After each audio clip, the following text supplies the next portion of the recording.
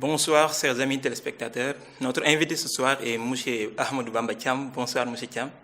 Bonsoir. Vous êtes expert en gestion et en sécurité d'information et aujourd'hui on parle de la cybercriminalité. Qu'est-ce que ça veut dire exactement?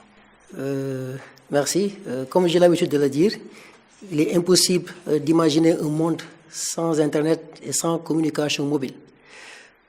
L'expansion d'Internet a favorisé un crime communément appelé la cybercriminalité, qui est tout acte criminel pour lequel les systèmes d'information sont utilisés soit comme outil ou comme cible ou les deux.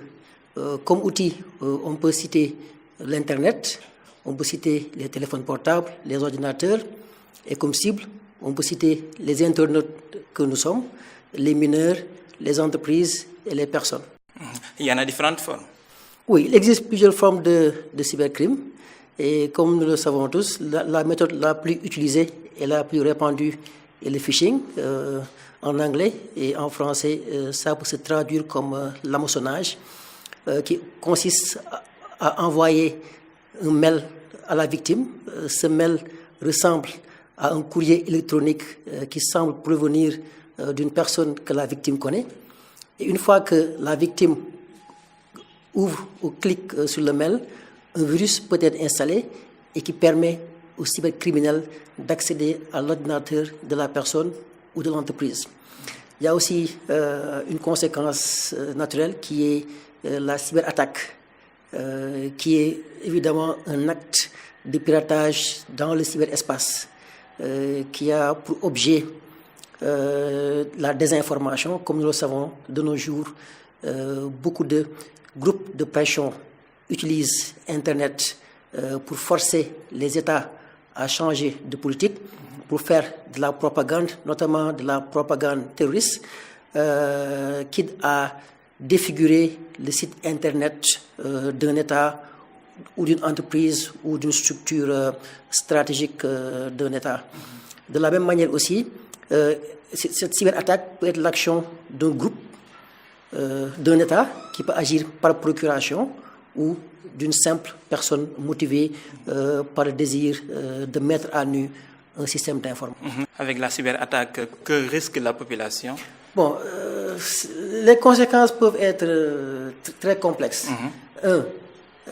La mise à nu d'une infrastructure critique d'un État peut perturber ou paralyser le fonctionnement des structures de l'État. Par exemple, si une centrale électrique ou une centrale à eau hydraulique est connectée à Internet, l'attaque de cette centrale électrique ou hydroélectrique peut paralyser le fonctionnement économique et vital de ce pays.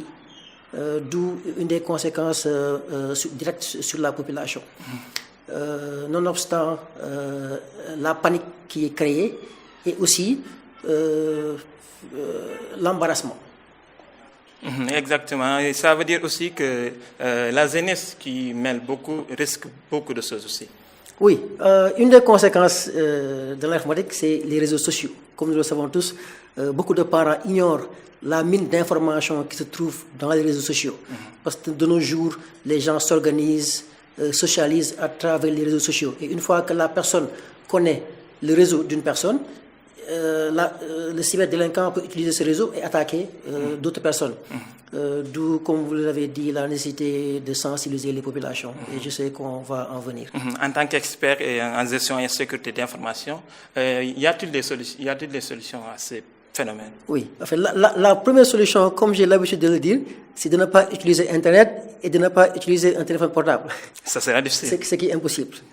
De surcroît, lorsque vous surfez sur le net, soit pour consulter vos mails ou discuter ou socialiser dans les réseaux sociaux, vous devez vous préoccuper des arnaqueurs qui essaient de vous soutirer des informations personnelles ou de l'argent ou les deux.